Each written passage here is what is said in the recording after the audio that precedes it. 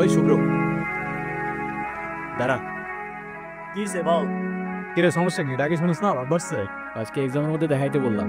কি করলি তুই? আমরা এক ক্লাসে পড়ি, ডাক দিস একটু দেখাবি না? কি করলি? উল্টা স্যারে বলে দিলি কেন? এটা কেন করলি? এই ও তোমাকে কেন দেখাবে? ও তোমাকে কেন দেখাবে? তোমার নিজের কি ব্রেন নাই? তোমার কি জ্ঞান বুদ্ধি কিচ্ছু নাই? তুমি বাসা থেকে পড়াশোনা করে আসতে পারো না? তুমি চুপ থাকো, আমি তোমার সাথে কথা বলতেছি। কেন ও কেন চুপ থাকবে? আর ও তো ঠিকই বলছে, তুই বাসা থেকে লেখাপড়া করে আসতে পারছ না। তুই কিন্তু মুখে মুখে কথা বলতেছিস। হ্যাঁ করতেছি তো, কি হয়েছে? কি করবি তুই? কি করবো না?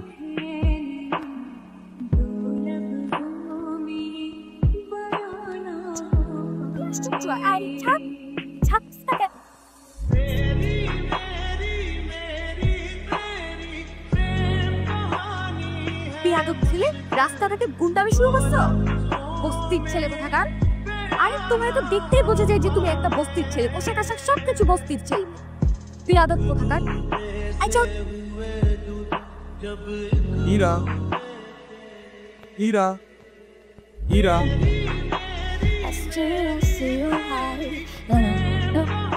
কি ব্যাপার রকি, কিছু বলবা? তুমি জানো না কি বলবো? শোনো, আমি তোমাকে আগেও বলছি, এখন আবার বলছি, তোমাকে আমি পছন্দ করি না আর কোনোদিন করবো না। আর শেষ। আসিফ আর রকির কথাবার্তা শুনে তো সুবিধা মনে হয়। ইরা তুমি কি ভেবে বলছো? তুমি জানো এর পরিণাম কি হতে পারে? রকি ইরার কাছে গেল, ইরা লেকের পারে একা বসে। কি এর পরিণাম কি হতে পারে মানে? শোনো, আমি ভেবে বলতেছি আর তুমি আমাকে স্বপ্নেও কোনোদিন ভাববে না। যাও তো যাও, আমাকে ডিস্টার্ব করবে না। যাও দেখে যাও। কিন্তু আমি ইরাকে নিয়ে কেন ভাবতেছি? ইরা তাহলে কিন্তু রকি ছেলেটাও তো ভালো, টেনশন তো করবাই না। আর ইরার সাথে কোনো ঝামেলা করবো না। প্রেম করে সেটা করতাম, সেটা করে ফেলি। আরে কি আশ্চর্য!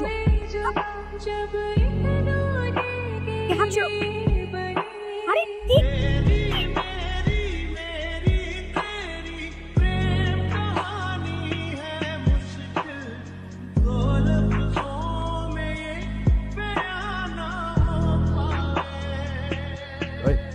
তোর সাহস কত বড়?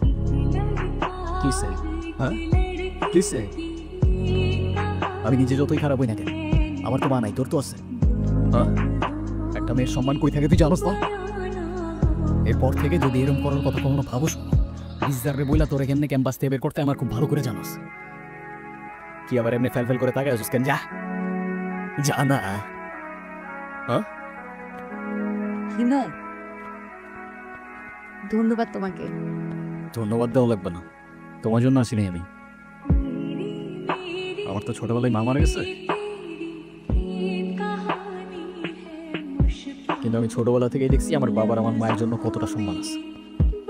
আমি নিজেও যতই খারাপ হই না কেন, আমার বাবা আমারে শিখাইছে মেয়েদের কেমনে সম্মান করতে হয়। নাহলে সেদিন তুমি চর মারার পরও চুপ থাকতাম না। এইগুলো শোনো না।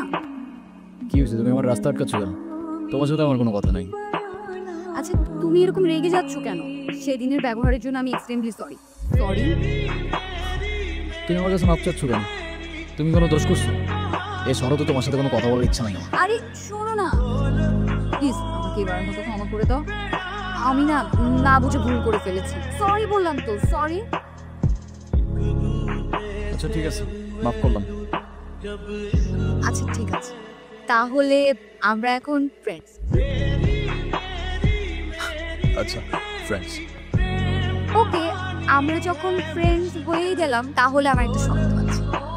শর্ত? কি শর্ত? শর্তটা হচ্ছে তুমি আজকে আমাকে সারাদিন বিয়ে করবে, ঠিক আছে?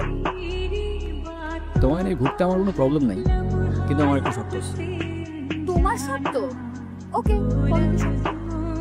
আমরা ঘুরবো ঠিক আছে, কিন্তু সেটা পায়ে হেঁটে, কারণ পায়ে হেঁটে ঘোরার মতো মজা আর অন্য কিছুতে নেই।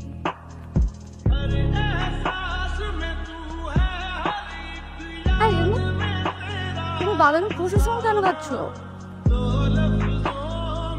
বাদামের খোসা ছেড়ে আমার কাছে ঝামেলা মনে হয়। আর এমনিও এভাবে বাদাম খাওয়ার মধ্যে আলাদা একটা ফ্লেভার আছে। আমার সবচেয়ে ফেভারিট অ্যাক্টর পল ওয়াকার, ও কি বলে জানো? কি বলে? If you cannot have fun, there is no sense in doing it. You know? আচ্ছা ইমন, তুমি কি কাউকে ভালোবাসো? না ভাই। এসব ভালোবাসাটা আসলে আমার দিয়ে হবে না। প্লেটোর মতো আমারও মনে হয় love is a serious mental disease. তুমি শোনো না, তুমি কি আমাকে তোমার লাইফের অনেক ইম্পর্টেন্ট কোনো পার্সন মনে করো? আচ্ছা শোনো, আমরা যখন আমাদের সময় কাউকে দিই, আমরা আমাদের লাইফ থেকে একটা অংশ তাদেরকে দিয়ে দিই, যেটা আমরা কখনোই ফেরত পাবো না। তো যেহেতু আমি তোমার সাথে অনেক সময় কাটাই, তো তার মানে এটাই তুমি আমার লাইফের ইম্পর্টেন্ট একজন, আমার অনেক ভালো বন্ধু প্লাস আমার বেস্ট ফ্রেন্ড। কিরে ইরা কইরে দেখছিস তোরা? ওই আমরা তো এখানে অনেকক্ষণ যাবত বসে আড্ডা দিচ্ছি, এরাকে তো দেখিনি। আচ্ছা থাক তোরা, দেখেছি আমি। হ্যালো, আমি এতদিন তোমাকে কতগুলো কল দিছি, কল ধরো নাই কেন? কি হয়েছে তোমার?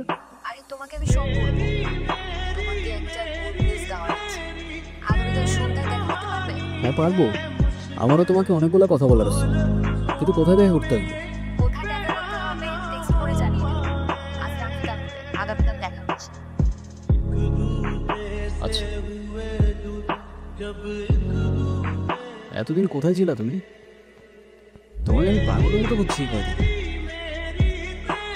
এমো মাঝে মাঝে কিন্তু হারিয়ে যাওয়া মন্দ কিছু না, ভালো।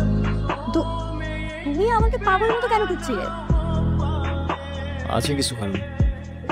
আরে কি কারণ বলবা তো বাবা। আচ্ছা এত লুকোচুরি করে কি আছে? আমারটা বলতো, তুমি না বললা কি একটা গুড নিউজ আছে, ওটা বলো। আছে একটা কারণ, শেষ কথাটা না হয় শেষে বললাম। শেষের কথা মানে বুঝলাম না। তোমার বুঝতে হবে না, বলো তুমি যেটা বলতে চাচ্ছো বলো।